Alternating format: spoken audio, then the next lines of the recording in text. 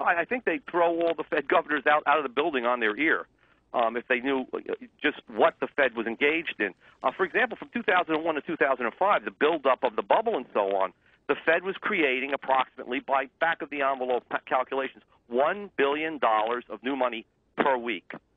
They increased the money supply during that period by $2 trillion, or 50%, and then later went on to almost double it. So we created more money just in the last 5 or 6 years than had been created throughout the first however many years of our republic. Well, you could argue, Bob Higgs, the reason we had the recession of 18 months ago is because the bubble that they created burst. Every time they create a bubble, it bursts. You can almost predict when these things are going to happen. So why should we let Ben Bernanke and company create another bubble so that we have an artificial sense of wealth creation and prices start going up and people are buying and selling and buying and selling, and then we'll have another recession again?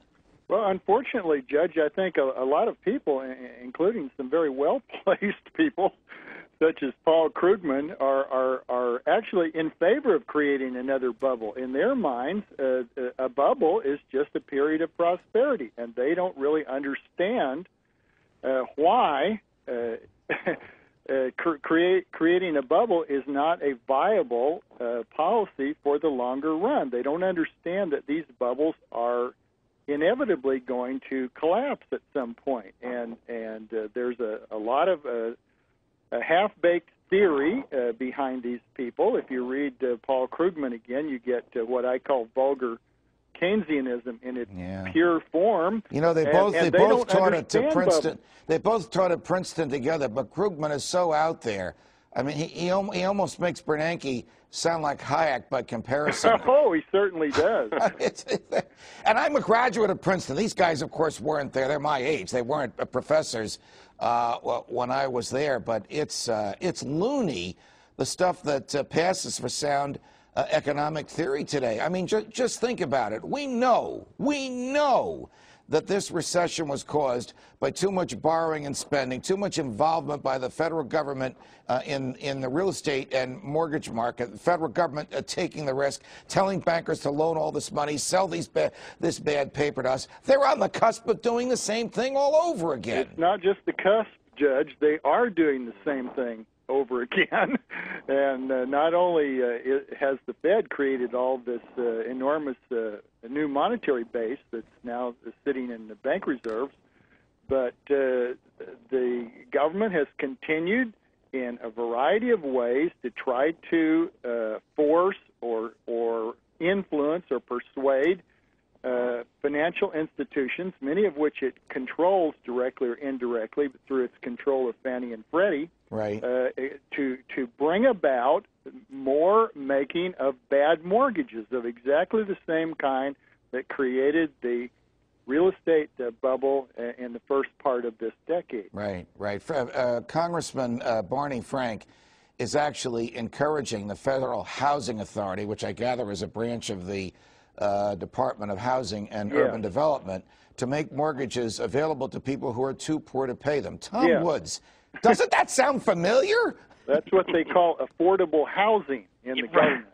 Yeah, it's unbelievable. What in fact is going on is over the past year, they've actually doubled the amount of the loans that the FHA will be permitted to insure, and now Barney Frank wants to pass legislation increasing that amount by another 100,000 so that the Federal Housing Administration, whose job it is to provide affordable housing for low-income people, will be able to insure mortgages of over $800,000 of people who are making 3.5% down payments and who are going into debt to make that down payment. All right, let's switch gears a little bit because it's the end of the year.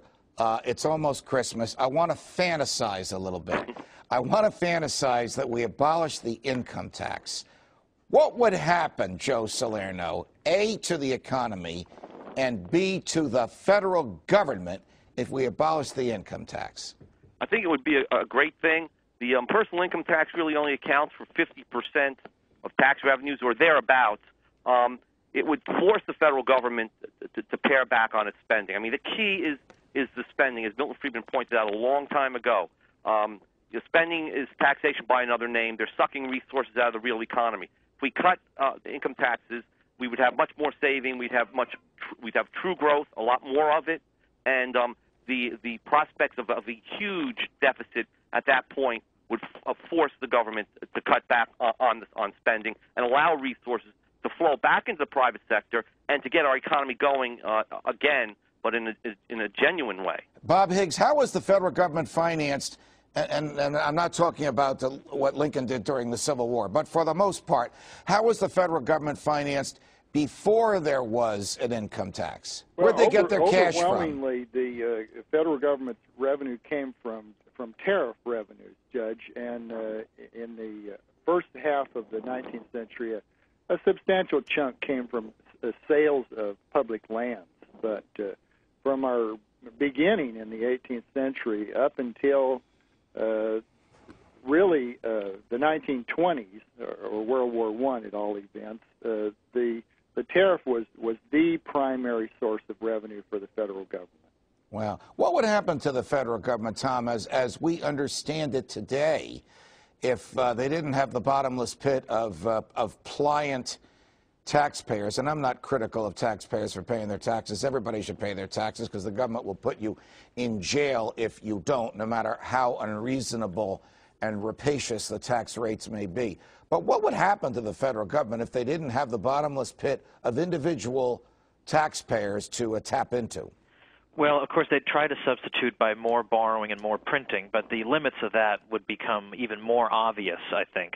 And so what instead would happen is inevitably there would be cuts, and the thing they most fear isn't the cuts, but the fact that the people would realize that we didn't need any of this stuff to start with. I mean, do we need thousands and thousands of bureaucrats at the Department of the Transportation who are making six-figure incomes at a time like this? We've got federal salaries and employment going up when everybody else is suffering. So this is a parasitical body, and if half of these budgets, three-quarters of these budgets were slashed and these employees were let go, instead of being parasites on the economy, they'd have to go make things. They'd have to be productive members of the economy. We'd see an increase in growth and wealth, right. And suddenly we'd realize, wait a minute, we've been totally scammed. All right, indulge my fantasy a little bit more, gentlemen. I'd like each of you to give me a prediction. We'll start with Bob Higgs.